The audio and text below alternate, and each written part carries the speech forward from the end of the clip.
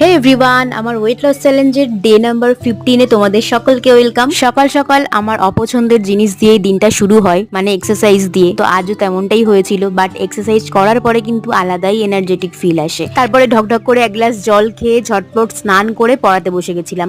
যেহেতু স্নানটা সকালেই সারা ছিল, তাই পড়িয়ে উঠেই টুক করে রেডি হয়ে গিয়েছিলাম। আজকে ছিল আমার ব্রেসেস অ্যাডজাস্টমেন্টের ডেট। প্রত্যেক মাসেই তো আমাকে যেতে হয় একদিন করে। তো এই তো রেডি হয়ে নিজের জন্য ব্রেকফাস্টটা বানিয়ে নিয়েছিলাম। ছাতু, টক দই, কলা আর পাকা পেঁপে দিয়ে একটা শেক বানিয়েছিলাম। সেটাই ঢকঢক করে খেয়ে ছুটে ছুটে বেরিয়ে গিয়েছিলাম ট্রেন ধরার তাড়ায়। তারপর তো বাড়িতে ফিরে একটু ভাত খেতেই ইচ্ছা করছিল। বাড়িতে হয়েছিল সবজি আর বড়া দিয়ে ঝোল, সঙ্গে টমেটো সেদ্ধ আর শশা। লাঞ্চ করে একটা টানা ঘুম দিয়েছিলাম। বিকেলে উঠে মিশো থেকে এই পার্সেলটা এসছে। কেমন হয়েছে তোমরা অবশ্যই জানিও। মাত্র 122 টাকায় পারচেস করেছি এটা। আর ডিনারে তো আমি হয় মটর নয় কাবলি ছোলা এইসবই খাই। আজকে কাবলি ছোলা আর শশা খেয়েছিলাম। দেন ম্যাজিক্যাল ড্রিঙ্কটা খেয়ে তোমাদেরকে গুড নাইট বলে এবার ঘুমাতে গেলাম। আজকের মতো টাটা।